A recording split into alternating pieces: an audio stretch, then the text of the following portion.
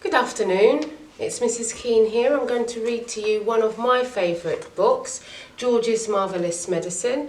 This is actually my own book, bit tatty, it's over 30 years old, and every so often I do still go back to them to read a chapter or two. So I'm going to read the first chapter. Grandma. I'm going shopping in the village, George's mother said to George on Saturday morning. So be a good boy and don't get up to mischief. This was a silly thing to say to a small boy at any time. It immediately made him wonder what sort of mischief he might get up to. And don't forget to give Grandma her medicine at 11 o'clock, the mother said. Then out she went, closing the back door behind her.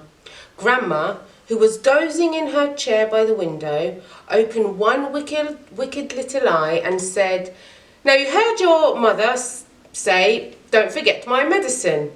"No, Grandma," George said, "and just try to behave yourself for once while she's away." "Yes, Grandma," George said. George was bored to tears. He didn't have a brother or a sister. His father was a farmer and the farm they lived on was miles away from anywhere, so there were never any children to play with. He was tired of staring at pigs and hens and cows and sheep. He was especially tired of having to live in the same house as that grisly old grunion of a grandma.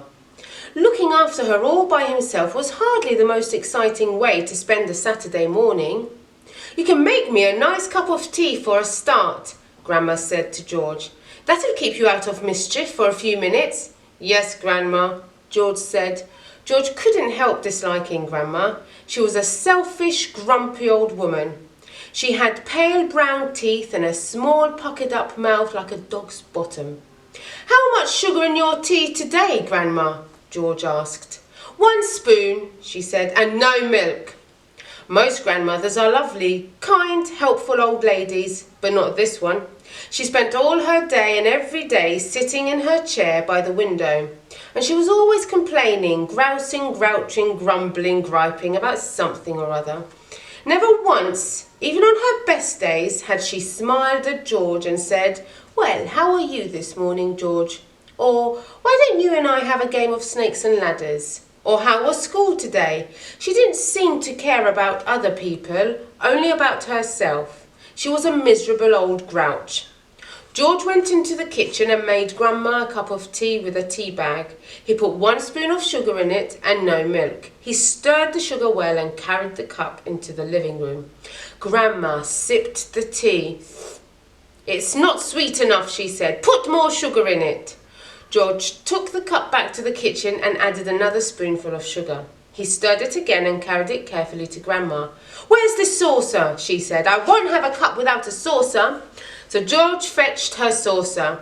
"And what about a teaspoon, if you please?" "I've stirred it for you, Grandma. I stirred it well." "I'll stir my own tea, thank you very much," she said. "Fetch me a teaspoon." George fetched her a teaspoon.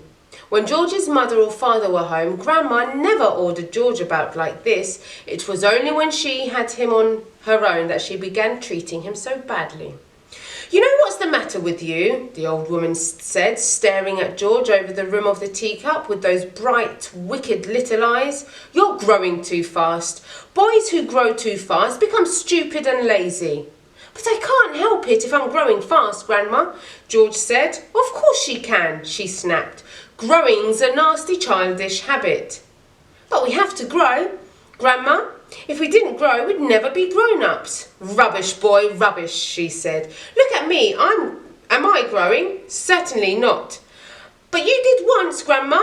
"Only very little," the old woman answered. "I gave up growing when I was extremely small, along with all the other nasty childish habits like laziness and disobedience and greed and sloppiness and untidiness and stupidity. You haven't given up any of these things, have you?" "I'm still only a little boy, Grandma." "You're 8 years old," she snorted. "That's old enough to know better. If you don't stop growing soon, it'll be too late." "Too late for what, Grandma?" "It's ridiculous," she went on. "You're nearly as tall as me already." George took a good look at Grandma. She certainly was a very tiny person. Her legs were so short she had to have a footstool to put her feet on, and her head only came up halfway the back of the armchair. Daddy says it's fine for a man to be torn, George said. Don't listen to your daddy, Grandma said. Listen to me. But how do I stop myself growing? George asked her. Eat less chocolate, Grandma said. Does chocolate make you grow? It makes you grow the wrong way, she snapped. Up instead of down. Grandma sipped some tea but never took her eyes from the little boy who stood before her. Never grow up, she said. Always down. Yes, Grandma. And stop eating chocolate. Eat cabbage instead. Cabbage? Oh no, I don't like cabbage, George said. It's not what you like or what you don't like, Grandma snapped. It's what's good for you that counts. From now on, you must eat cabbage 3 times a day. Mountains of cabbage. And if it's got caterpillars in it, so much the better. Ouch, George said. Caterpillars give you brains, the old woman said. Mummy washes them down the sink, George said. Mummy's as stupid as you are, Grandma replied. Cabbage doesn't taste of anything without a few boiled caterpillars in it. Slugs too. Not slugs, cried out George. I couldn't eat slugs. Whenever I see a slug on a piece of lettuce, Grandma said, I gobble it up quickly before it crawls away. Delicious. She squeezed her lips together tight so that her mouth became a tiny wrinkle hole. Delicious, she said again. Worms and slugs and beetly bugs. You don't know what's good for you. You're joking, Grandma. I never joke, she said. Beetles are perhaps best of all. They go crunch. Grandma, that's beastly. The old hag grinned, showing those pale brown teeth. Sometimes, if you're lucky, she said, you get a beetle inside the stem of a stick of celery. That's what I like. Grandma, how could you? You find all sorts of nice things in sticks of raw celery, the old woman went on. Sometimes it's earwigs.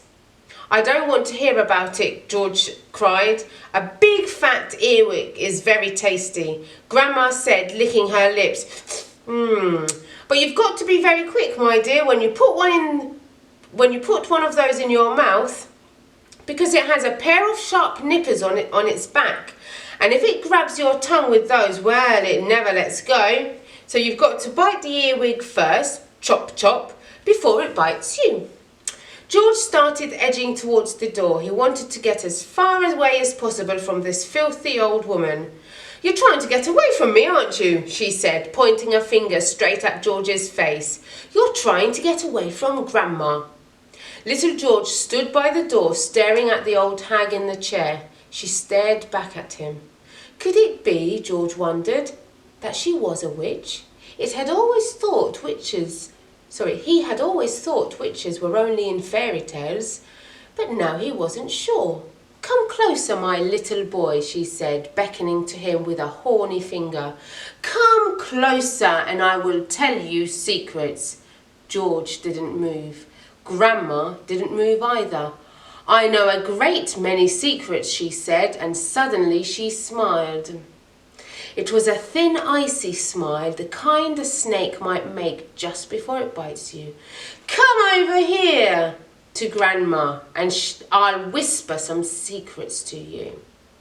George took a step backwards, edging closer to the door. You mustn't be frightened of your old Grandma, she said, smiling, that icy smile. George took another step backwards.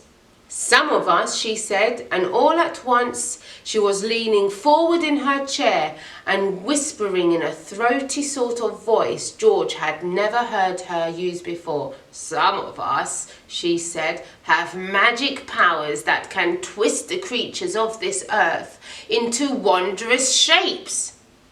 A tingle of electricity flashed down the length of George's spine. He began to feel frightened. Some of us, the old woman went on, have fire on our tongues and sparks in our bellies and wizardry in the tips of our fingers. Some of us know secrets that would make your hair stand straight up on end and your eyes pop out of their sockets. George wanted to run away, but his feet seemed stuck to the floor. We know how to make your nails drop off and teeth grow out of your fingers instead. George began to tremble. It was her face that frightened him most of all, the frosty smile, the brilliant, unblinking eyes. "We know how to have you wake up in the morning with a long tail coming out from behind you." "Grandma," he cried out, "stop!" "We know secrets, my dear, about dark places where dark things live and squirm and slither all over each other." George made a dive for the door. "It doesn't matter how far you run," he heard her saying. "You won't ever get away." George ran into the kitchen, slamming the door behind him. I hope to be reading to you again to see what George does to Grandma next. Bye-bye for now.